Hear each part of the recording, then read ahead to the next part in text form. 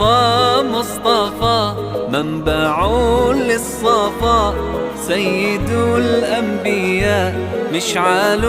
في الوفاء، كان في عطفه لليتامى دفا، حن قلبي له فاض شوقا إليه، ليس أرجو سوى شربة